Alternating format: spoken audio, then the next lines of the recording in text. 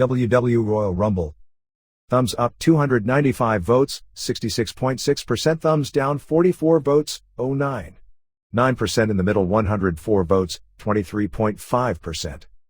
Best match poll. Number 1 Kurt Angle vs. Chris Benoit with 427 votes. No other match received even 1 vote. Worst match poll. Number 1 Triple H vs. Scott Steiner with 214 votes. Torrie Wilson vs. Don Murray 190. Based on phone calls, letters and fax messages to The Observer as of Tuesday, January 22. The WWE went back to plans for a Hulk Hogan vs. Vince McMahon match at WrestleMania, as well as set the stage for the return of Steve Austin at the February 23 No Way Out pay-per-view in Angles this week. Just like last year, there was a lot of opposition to McMahon's decision to bring back Hogan after the two had a falling out over Hogan's refusal to come back and put Brock Lesnar over at the Survivor Series. It had been clear that Hogan himself was angling to come back for the big Mania payoff and match with McMahon, but the odds had seemingly lessened until the past week. Hogan returned to an 8-minute standing ovation on January 21 in Albany at the SmackDown tapings. The storyline is that Stephanie signed Hogan to a contract against the wishes of Vince. After the big pop, Vince came out on the show and talked about how disappointed he was in Stephanie, saying that Hogan was as dead as Al Wilson. Hogan said he had one person he wanted to get in the ring with, and when he asked the fans to guess who that was, he decked Vince, which is apparently the close of the show. The night before, Eric Bischoff had announced he was inviting Austin to return at No Way Out. In a smart move, they announced that Austin would be doing an interview for Tell His Side of the Story when he walked out on the company last June, in an interview in Raw magazine. It's been clear WWE is building for a major Mania pop, and now it's bordering on overkill, particularly if they end up inking Bill Goldberg to wrestle Rock. With Goldberg versus Rock, McMahon versus Hogan, and Austin's first match back, which may be with Triple H, the return of Kevin Nash, plus having to push Undertaker, the people the company needs to build around for its future, and in particular the Brock Lesnar versus Kurt Angle match, will be overwhelmed by the return of the stars of the past.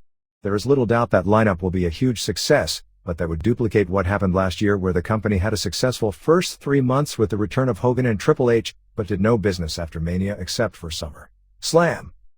It would be far more prudent to bring some of those names back for Mania, and hold others, like Goldberg, Rock, and Nash, off for later in the year when business starts to drop. Of course, that isn't going to happen unless Nash physically can't get in the ring and Goldberg refuses the offers. The 2003 Royal Rumble was saved by Kurt Angle and Chris Benoit, who turned in a match of the year caliber performance, waking up a dying Liv crowd that was hating the show. The 17th version of what has become an annual WWE tradition took place on January 19 at the Fleet Center in Boston, before a legitimate sellout crowd announced at 15,338 fans. It was a predictable show, largely geared toward building a rematch with Triple H versus Scott Steiner, which failed Liv, and setting up Angle versus Brock Lesnar as one of the main events for WrestleMania. The setup for the latter was done simply, but seemed to work. Aside from the Benoit-Angle match, the show came across as filler until the Rumble. The match epitomized the company's apparent problems with organization. For the last week prior to the show on television, it had been announced that in the Rumble, wrestlers would come in every minute, as opposed to the traditional 2 minutes, which has changed many years, as they've had 60, 90, 105, and 120 seconds intervals, and many years the intervals were inconsistent throughout the match. Then, in the pre-game show on Heat, they announced it would be the traditional 2 minutes, which was the time frame also used by Howard Finkel in the ring introductions. Then, when they went down to Jim Ross and Jerry Lawler calling the match, they said it would be 90 seconds. As it turned out, entrances ranged from 81 to about 120 seconds, with no consistency. The Rumble, predictably won by Lesnar, who earlier in the show had beaten Big Show to become the final entrant, was more action-packed than most, particularly the early portion where they loaded the ring up with workers. Only a few angles came out of the Rumble, the major one being where Chris Jericho eliminated Shawn Michaels early after a chair shot. Michaels came back late in the Rumble to interfere and lead to Jericho's elimination. The Boston crowd ranged from being brutally hard to being strongly appreciative.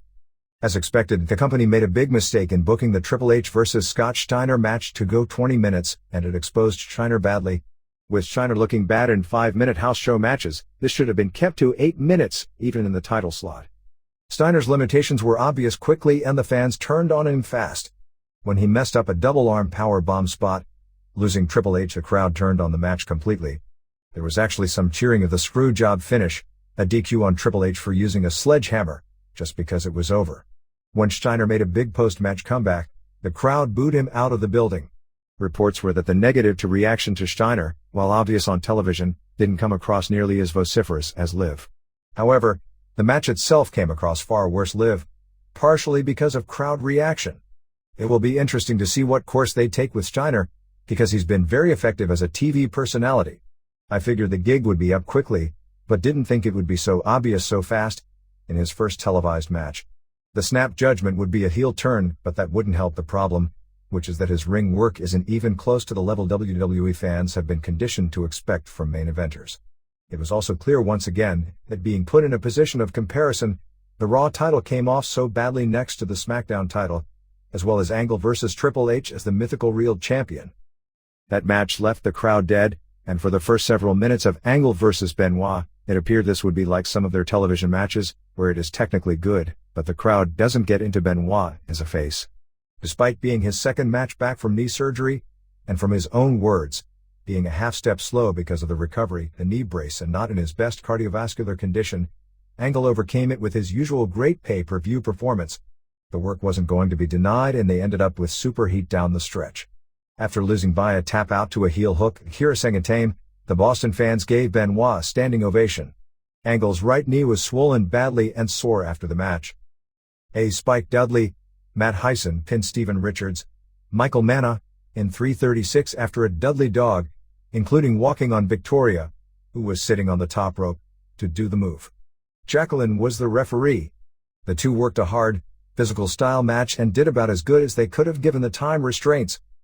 1. Lesnar pinned Big Show Paul White in 6:29 for the final slot in the Rumble. Show was still bothered by a back injury, but took several bumps, particularly from 3 belly-to-belly suplexes and another belly-to-back suplex. Show delivered a choke slam for a good near fall after stopping Lesnar from giving the F5 to Paul Heyman. Lesnar used the F5, with very little help from Show, for the finish. 2 stars half. 2. Dudley's, Mark LaMonica and Devin Hughes won the Raw tag titles over William Regal, Darren Matthews, and Lance Storm, Lance Evers, in 7:24. It marked the 16th version of the World Tag Titles won by the Dudleys, which must be some kind of record. Chief Morley came out and told the ref to DQ the Dudleys at one point, but he refused. Good finish. Regal pulled out Nux while Morley had the ref distracted. However, the Dudleys hit the 3D on Regal, causing him to drop the Nux. Devon picked them up and hit Storm with them for the pin. 2 3/4 stars. 3. Tori Wilson pinned Dawn Marie Wilson, Dawn Solitas, in 3:36 after a swinging neckbreaker. Dawn got no heat coming out. Tori, despite being dressed in all white like the schoolgirl pure virgin hooker, only got a tepid reaction, being this month's version of Kane, a hot babyface killed by a horrible angle. Crowd was dead, just showing how much television time this thing has wasted. And then worse, after losing, Dawn said that this feud, which has wasted more broadcast time in recent months than any other, must continue. Dud. 4. Scott Reach Steiner, beat Raw champ Triple H, Paul Levesque, in 1814 by a DQ, so Triple H keeps the Raw title. Suffice to say, Steiner looked terrible and the Orange Assassin couldn't carry him. Ric Flair was the best worker in the match and the only one getting cheered, and he didn't even take any bumps. After one of his numerous belly-to-belly suplexes, Steiner went for the recliner, but Flair pulled Triple H out of the ring to safety. It should be noted that the good news is this match broke Triple H's unfortunate string of injuries in or right before pay-per-view matches. Steiner did 4 more belly-to-belly suplexes, and then botched the double-arm powerbomb spot, nearly killing Triple H in the process. Crowd booed both guys from this point forward and only wanted it over. Outside the ring, Triple H went for a title belt shot, but Scott blocked it and hit Triple H. This kept alive Triple H's string of juice jobs in pay-per-view matches. After yet another belly-to-belly, Triple H threw ref Earl Hebner out of the ring. The storyline here, that they were telling from the start, is that Triple H was psyched out by Steiner and was looking for a way out. Hebner refused to DQ Triple H, which only made the finish a few moments later, when he did DQ Triple H for a sledgehammer shot, that much worse. Fans were hating this bad. Triple H tried a second sledgehammer shot, but Hebner stopped him and Steiner got the sledgehammer. He nailed Triple H to the gut, to a loud chorus of boos from fans who just wanted both guys in the dressing room by this point. Steiner put Triple H in the recliner after the match until the entire ref crew broke it up. 1 star. 5. Kurt Angle retained the SmackDown title over Chris Benoit in 1948. Benoit teased a sharpshooter early. Angle bled from the mouth early. Crowd wasn't into it at first because the previous 2 bouts had given the show a serious flesh wound. They traded German suplexes with Benoit getting the better, and climbing up top. Angle ran into the belly-to-belly superplex. He tried an ankle slam, countered by a crossface by Benoit. Benoit used an ankle lock, with Angle countering to his own ankle lock, but Benoit countering back into a crossface. Angle got a near fall with a banana split. The success of this match speaks volumes for the past 6 months or so of educating the audience toward submissions that actually work, as this exact match 18 months ago in this same position would have died. Remember when Ken Shamrock was in the company working submission style and nobody cared about any of his moves except the ankle lock because it was the only one they thought worked? They did another series of trading German suplexes until Benoit did the one where Angle flipped all the way over and landed on his stomach. Benoit did a diving headbutt at least 2/3 of the way across the ring for a near fall, followed by a crossface. Angle escaped, and hit the Angle slam for a great near fall. Angle countered the crossface into an ankle lock. Benoit escaped, but Angle put the ankle lock on again. Benoit tried to escape again, but as he was about to, Angle switched it to a heel hook and Benoit tapped out. The fans then gave Benoit a loud standing ovation for the quality of the match. 4 3/4 stars. 5. Lesnar won the 30-man Royal Rumble in 53-41. Shawn Michaels and Chris Jericho opened. Christian actually came out in Jericho's spot and distracted Michaels so Jericho could get an early edge. Jericho nailed Michaels quickly with a chair shot and Michaels juiced. Christopher Nowinski was next in, but didn't even get in the ring. Jericho eliminated Michaels in 2:27. Rey Mysterio was next in and ran wild until missing a spot. Edge came in and he and Mysterio worked as a tag team, then worked some great spots with each other. Christian was in next. There was a spot where Edge and Mysterio were both supposed to come off the top with simultaneous missile dropkicks to Nowinski. Edge came off late and Nowinski had already taken the bump, and Edge landed awkwardly on his face, busting his nose. Chavo Guerrero was next in. Mysterio did 619s on both Chavo and Christian. I wasn't happy to see that because I figured that meant he was going out soon. Mysterio eliminated Nowinski in 9:03 with a head scissors flip over. Jericho dumped Mysterio in 9:14. Tajiri was in next, and it got ugly here as Lawler talked about Tajiri being the #1 announcer on SmackDown. Oh God. It was becoming clear in a hurry that Lawler never watches SmackDown. At least Ross and Taz did a great job on the broadcast. Bill DeMott was in next. Ross, who was running overflown with background knowledge, said DeMott runs a sub 5.040 and 285 pounds. I'm sure he did, but I'd bet he couldn't do that today. Tommy Dreamer came in with garbage cans in hand, ECW chants. He was nailing everyone with kendo stick shots. Dreamer and Edge both hit DeMott with kendo stick shots. Dreamer's messed up DeMott's arm and it was feared he had suffered a broken left arm, but it ended up not being a break and he worked the next night. He was eliminated in 13:33 after Edge's shot. Jericho and Christian then threw out Dreamer in 13:52. Fans were not happy that Dreamer only lasted 111 and made sure they could hear about it even in Providence. Still, in that brief amount of time, his cane shots ended up hurting 2 people, because Jericho was also busted open practically between the eyes, which made something of a gross visual for the rest of his stay. He ended up taking 6 stitches after the match. Jericho threw out Tajiri in 14:33, and the fans weren't happy about that one either.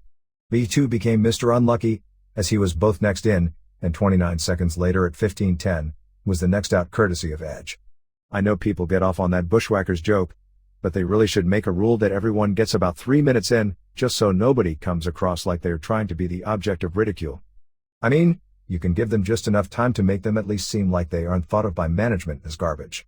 Edge speared Chavo out in 15:27. In a big tangle-up, Jericho eliminated both Edge and Christian in 15:47, leaving himself alone in the ring. It should be noted one of the main Rumble stories was Jericho constantly on the verge of elimination, and doing the skin the cats and stuff to keep himself alive. Rob Van Dam was in next, and Jericho did more tightrope walks to keep himself in. Matt Hardy was in next, with Shannon Moore accompanying him. Lawler didn't appear to understand why Moore was with Hardy. Got a feeling Taz does the Rumble next year. Van Dam did a frog splash on Jericho, bringing out Senor Frog. Eddie Guerrero, who hit a frog splash on Van Dam.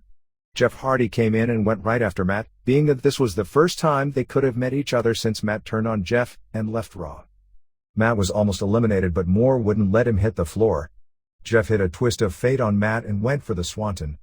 Moore jumped in and covered Matt to protect him, taking the swanton himself. Rosie was next in. Rico came in as his manager. About 375,000 homes in unison were asking if there was something wrong with that picture. Test was next in. He was beating on everyone, which actually was the story of the bout, as everyone who came in would start by pounding on everyone in the ring. Cena was next in. The gimmick was he was going to rap for his entire 90 seconds. Nobody paid attention to the ring the whole time, and the guys didn't do much. As it turned out, it was nearly 2 minutes before Charlie Haas came in. Jeff Hardy was eliminated in 29:05 when Van Dam shoved him off the top rope. Rikishi was in next, followed by Brother Jamal. It wasn't acknowledged the two were brothers even though they look almost alike. Rikishi immediately gave Jamal the stink face, which is this week's punishment for getting arrested. Kane was in next and started choke slamming people. He eliminated Rosie in 33-36 and choke slammed some more people. Shelton Benjamin was in next, followed by Booker T. Booker eliminated Eddie Guerrero in 36-37. A-Train was in next. At this point, Michaels showed up doing the famed Sprit of 76 comeback, which led to Test eliminating Jericho in 39-54. As soon as he was gone, Michaels hit a plancha on Jericho. At least they set something clearly up for the future. Still, and this was the prevailing view, Jericho should have made the final four before Michaels did this. So at 39-54, Jericho lasted the longest, and threw out 6 guys, which was the most. Maven and Goldust were the next two in. Haas clotheslined Goldust out in 41-58. That'll teach you not to harass your ex-wife and ruin an airplane seat with tobacco. Fans weren't happy, as they liked Goldust. They were even less happy when Haas and Benjamin eliminated Booker in 42-27. Batista was in next. Test missed a high kick and eliminated himself in 43-42. Batista clotheslined Rikishi over the top in 44-06. Lesnar was in next. Lesnar then eliminated both Benjamin and Haas in 45-15. No acknowledgement of the Benjamin and Lesnar background. Lesnar then F5 Matt over the top onto Benjamin and Haas in 45-27. Undertaker was number 30 and ran wild. He tossed out Cena in 47-17. He tossed out Jamal in 47-27. He then eliminated Maven in 47-56. They teased the spot from last year when Maven eliminated Undertaker. Van Dam and Kane started working together as a team, dumping A-Train in 49-17. They set up a double team spot where Van Dam went up for a press slam, but Kane double-crossed him and threw him over the top in 49-31. They did a pre-match promo where Kane pretty well promised Van Dam he'd do that. Nothing like getting behind a babyface who is stupid. Lesnar gave Kane an F5. They teased Undertaker squaring off with Lesnar as a rematch of Hell in a Cell, but Batista jumped Undertaker. Undertaker gave Batista a tombstone. He clotheslined Batista over in 52-56. Undertaker and Kane then acted as if they were going to join forces on Lesnar. Undertaker then double-crossed Kane and threw him out in 53-26. Somewhere in here Kane suffered a mild concussion, which explained why he didn't appear on Raw. Batista then came back in the ring after Undertaker, but Undertaker clocked him with a chair, giving Lesnar the opportunity to come from behind and toss him out to win. Undertaker congratulated Lesnar for winning, and that was the end of the show. 3¼ stars. The story of the W1 show on January 19th at the Tokyo Dome epitomized nearly everything that could be done wrong to promote a show. When we left off last week, just days before the show, only a few matches had been announced after Hulk Hogan had decided not to accept a huge offer to work the event. From reports from those very close to the negotiations, Hogan, who doesn't keep that up to date on wrestling when he's not in it and has little knowledge of the Japanese scene, understood things very quickly. He recognized W1 as a promotion willing to spend a lot of money, but with no direction, ideas or future plans. He quickly came to the conclusion the mentality of the group was the same thing that killed WCW, and it would hurt him in the market long term to work the show because it would reflect badly on him when it bombed. He met with nearly a dozen people in the company for about 4 hours the week before the event, and he spent most of the time doing the talking, explaining to them why the idea of 4 babyfaces thrown together in a tag match with no build-up and no idea where it's going made no sense. None of the W1 people were able to grasp his old-school wrestling mentality of wanting things to make sense and build. Hogan did say he was willing to work a singles match and do a clean job for either Yoshihiro Takayama or Naoya Ogawa, thinking he could get himself over by losing, but they didn't accept the proposal. Things got even worse in the days preceding the event. The idea was to do a Keiji Muto and Bill Goldberg vs. Hogan and Takayama match. However, Takayama, when he found out that Hogan was willing to do a job for him and the promotion turned it down, got upset and also pulled out of the event. During the week they attempted to make deals for Goldberg, who was being advertised but had not agreed, as well as Sting and Lex Luger. Eventually Goldberg agreed to do the show for a six-figure payoff, and actually while in Japan, spent most of it on a vintage 1970 Ford Mustang race car that he bid in an auction on the Speed Channel for $100,000. They couldn't make a deal for Sting or Luger, so on January 15th, 4 days before the event, they were able to close the deal for Goldberg, as well as sign his opponents, Bryan Adams and Brian Clark, for $25,000 each. If that wasn't goofy enough, the next day, the promotion announced the main event would be Bob Sapp vs. Ernesto Hoost. However, a few hours later, they claimed Hoost had backed out of the match because his trainer didn't want him to do pro wrestling.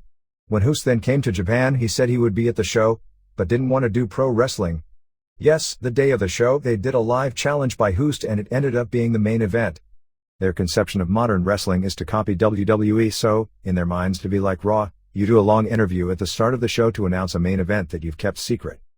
The result of a goofy series of matches that made no sense was a crowd of about 20,000 on January 19th at the Dome, but much of that was paper as they were handing out free tickets all over the area the day of the show. The idea is to make it look good for the one-hour primetime TV special based around Sapp's appearance on January 21st on the Fuji network, and to try and claim a public success, announced the crowd at a ridiculous 45,371. We'll probably have more on the show in the next week or two after watching the pay-per-view broadcast. The show opened with an angle where Hoost, claiming his name was Ernesto Beast, was the mystery beast that would face Sapp, whose Japanese nickname is the King of Beasts. 1. Abdullah the Butcher pinned Sata, Yarn, Masaaki Sadake, in 7:35 with an elbow drop. This was the same opener as the November 17th show. After the match, Butcher grabbed the mic and told fans that his best friend, the SHEIK, had just passed away. He also once again tried to claim that Sapp was his son. 2. Taiji Ishimori and Henry Sugawara and Anthony W. Mori beat Kandari Shuji and Yoshino and Milano Collection AT in 13:18 when Ishimori pinned Shuji after a Hurricane Rana. The fans enjoyed this match, which was fast-moving. 3. Kendo Kashin beat Sabu with a flying armbar in 12:28. Sabu was a mystery opponent. Sabu didn't want to go because of SHEIK's death, but before he died, SHEIK told him not to miss the important booking, so he really had no choice. 4. Ultimo Dragon and Kaz Hayashi beat Ultimo Guerrero and Rey Bucanero in 1740 when Dragon used the Dragon Sleeper on Bucanero. Said to be the best match on the show. 5. Hiroshi Hazy and Satoshi Kojima beat Terry Funk and Heath Herring in 10:58 when Hazy pinned Herring after a Northern Lights suplex. Herring is a shoot fighter who I believe grew up in Amarillo, even though he now lives in Holland. Since his gimmick name and pride is the Texas Crazy Horse, they figured he could be the new generation Texas star, so they teamed him with Funk to make up the new Texas Broncos, the nickname Dory and Terry had in the 70s and 80s. Herring was said to have been the most impressive of the shoot fighters in the ring. Of course, look at who he was working with as compared to who Mark Coleman had to deal with. 6. Coleman and Kevin Randleman beat the Giant Convicts, who were 6-9 South African K1 fighter Jan the Giant Norkia and 7-0 New Japan washout Dilip Giant Singh. Where this came from is that in the late 60s in Los Angeles, Stan Frazier worked as the Giant Convict, and since almost nobody knows that, it tells you how well it got over. So somebody heard about it and decided it would be cool to find two giants against two shoot fighters. Coleman pinned Singh after a Hurricane Rana in 11:48, which shows Coleman, who has a bad neck from an injury this past summer, has more trust than he should have. Match was said to be complete comedy, which is all it could have possibly been. Most of the match saw Randleman sell for his bigger foes before making the hot tag. Coleman took 2 power bombs from Singh before hitting the Hurricane Rana off the third one. Coleman and Randleman are said to already be the most popular foreign tag team in Japan. 7. Shinya Hashimoto beat Joe Sun in 5:34 with a Boston Crab. This was a one-sided squash match.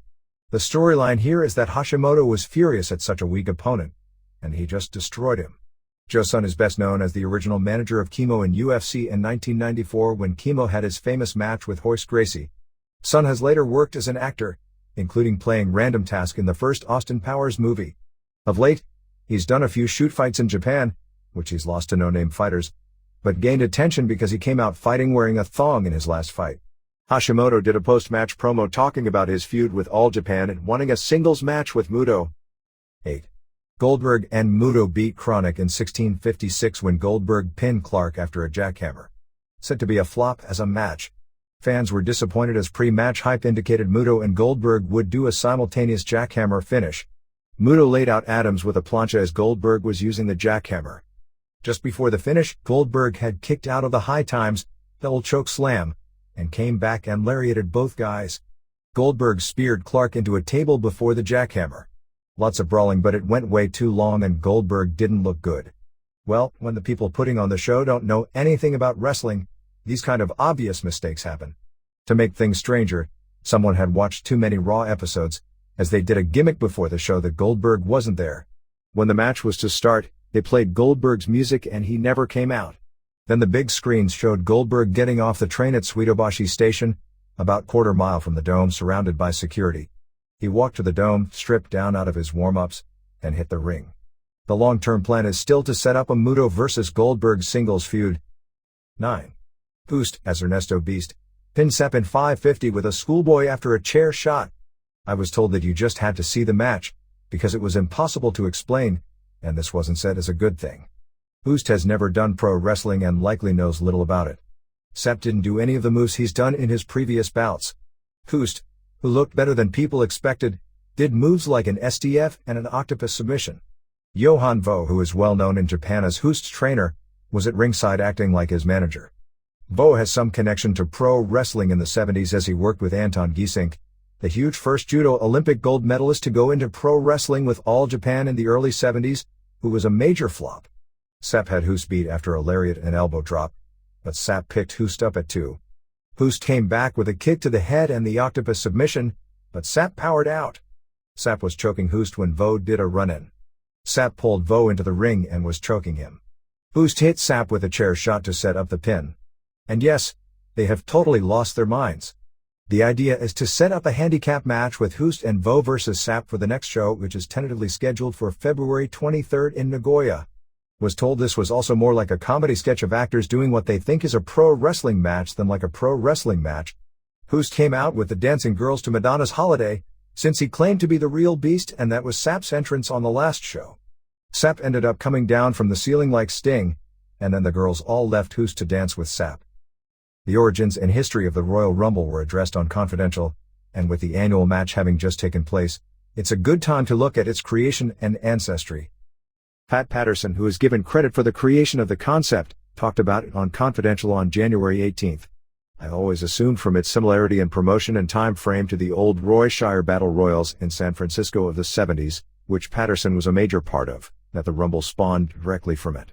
While virtually every promotion used Battle Royals in the 70s, and they drew well in most places, particularly markets like the Iowa where they were built up with those fake inflated money prizes to the winners, starting at $50,000 in the 70s, and I think they ended up close to a ridiculous $1 million as the company was going out of business. Up until maybe this year, the entire promotional concept of the Rumble, announcing a few names each week, building it up as a once-a-year concept, and even its placement in late January were taken from Shire. Actually, the January time frame was the concept of Mike LaBelle in Los Angeles, whose Battle Royal predated the Cow Palace Battle Royal, as far as being an annual January tradition by a few years. The Los Angeles Battle Royal, also an almost automatic sellout, was actually a bigger deal on a national and worldwide basis because the Olympic Auditorium had regular photographers for both the national wrestling magazines and Japanese publications, but most who saw both would agree Shire had a better concept of the build-up of the event. They talked about Patterson pitching the concept to Vince, and Vince was against it. Both then pitched it to Dick Ebersol for a TV special, and Ebersol liked the idea and they did the first one in Hamilton. Anyway, parts of this story make no sense because the first Royal Rumble actually took place 2 years before Hamilton, at a house show in St. Louis, and was actually a flop. It only drew 3,600 fans in a city where Sam Mushnick used to run Battle Royals maybe once a year when he had Andre the Giant booked, and would usually sell out or come very close with them. The fans at that point were still weaned on wrestling making sports sense and couldn't get past the idea it was an unfair competitive advantage how the match would start and guys could join in 15 to 20 minutes later while others had weakened each other beforehand. I can't imagine Ebersol being contacted for an idea for a house show in the middle of a wrestling war. Their claim is that Ebersol, who was very close to Vince at that time because they were doing the NBC Saturday Night main events together, thought it would make for good television, and they did the show in Hamilton for the USA Network. They've apparently just erased the fact it debuted in St. Louis from history. The Hamilton Rumble in 1988 was a live special on the USA Network and drew an 8.2 rating, which was the highest rating in the history of wrestling on that network, to counter Jim Crockett's first ever pay-per-view show, which was going on at the same time from the Nassau Coliseum, and pretty well knocked it for a major loop and was one of many reasons Crockett had to sell the company later that year. The next year it started on pay-per-view. Over the last decade, the concept of the Battle Royal, which in most parts of the country during the 70s was the biggest drawing gimmick match, has gone down the tubes in favor of the Rumble. Patterson, who turned 62 on the day of the Rumble, in several interviews about his creation and the way it was promoted, never has given credit to the way Shire built up the Cow Palace Battle Royal on television, which became the biggest drawing show of the year in California almost every year from 1971 through the late 70s, as the inspiration. The other similarity was that the concept allowed the promotion to create a new superstar because it was the highest profile match of the year. The general rule in San Francisco was the Battle Royal winner would then face the U.S. champion, and often win the title, on the next show. It wasn't a hard and fast rule, but from 1972 through 1976 it happened like that, until they got lazy and, in most opinions, wasted the Battle Royal win by going for the easy pop and putting Andre over. From a Shire standpoint, it was the first lazy Battle Royal, going about 18 minutes with little thought to booking, as opposed to the 30-plus minutes that had been a tradition, and was the highest work rate match of the year. Several feuds would come out of the various eliminations. It was also the time the territory started going down at a rapid rate. That's what differentiated the San Francisco and Los Angeles Battle Royals from other cities, where the match would go maybe 10 minutes, the wrestlers would joke their way through it, and no storylines would advance, which were concepts that by the late 80s made many fans dread Battle Royals. That also seemed to pave the way for the idea of the Rumble winner getting the title shot. The early Rumbles didn't have that tangible deal as far as making title contenders. Most of the big names worked elsewhere on the card in 1988, and Jim Duggan, the first winner, was simply Hogan's understudy as a babyface at the time. Hogan at that point was only working the big cities and a few dates per week at a time when 7-day-a-week schedules were not the exception. It was to get Duggan over bigger since he would face the top heels in the main events most of the time, and those shows were tough draws. The second Rumble was to make the returning stud a major babyface. Stud had been out a few years and showed up weighing probably 360 pounds or more, and McMahon loved size. McMahon promised him the win to get him back for his first run as a face, with the idea of headlining shows against a heel Andre. The feud ended up being a flop as Andre was short-tempered by this point and unable to work, and it was a miserable enough experience that Stud quit the promotion. The next year was to put Hogan over for the easy show-ending pop.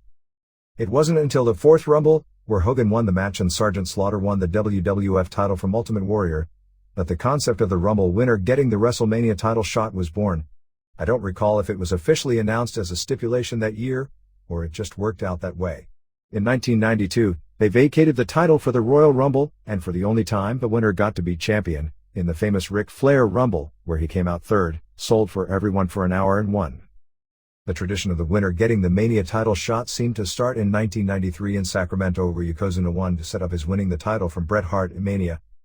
Since that time, probably the two most interesting stories regarding the Rumble came in 1994 and 1997. In 1994, the plan was to have a tie in the Rumble between the company's top two babyfaces, Hart and Lex Luger, who was being pushed far harder than Hart. When the two finally squared off, the fans in Providence were solidly behind Hart. The plan, and plans in those days were mapped out months in advance, was to set up a three-way program with champion Yokozuna at Mania, with Luger coming out on top. Because Hart got the better reaction, and because Luger was turning into a disappointment both in the ring and as a draw, plans changed and Hart was put over for the title. In 1997, as silly as this sounds, the original plan was for Hart to win the Rumble, and then take the title from Michaels at WrestleMania. That changed because Vince Russo went on a WWF live television show and said that Hart was going to win the Rumble. After that, the new idea was for Steve Austin to win on a fluke, and Hart to then beat Austin in a match to earn the title shot en route to beating Michaels.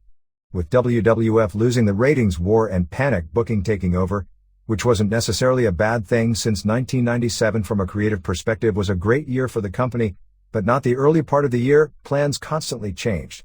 Austin won, Hart beat Austin to get the shot, and McMahon changed his mind. He went back to the big guys, deciding it would be better for babyface Undertaker to win the title from a heel Sid Vicious in a Battle of the Giants, and having Hart go over Michaels as the semi-final. As it turned out, Michaels, the champion, walked out claiming the famous lost my smile knee injury the day he was asked to put Sid over. To pacify Hart, he was put over in a four-way to win the title. Michaels vacated for one day, to set up Sid beating the top wrestler in the company and have credibility as champion. The result was the lowest buy rate and least successful Mania show in history, but it ended up paying dividends at the end. Nobody remembers Undertaker beating Sid, a terrible main event, but the I Quit match with Hart vs. Austin is generally considered one of the best and most important matches in company history. It fully executed the double turn and was the catalyst in setting Austin up as the man who brought the company back into mainstream prominence as top babyface through the Austin 3:16 t-shirt phenomenon.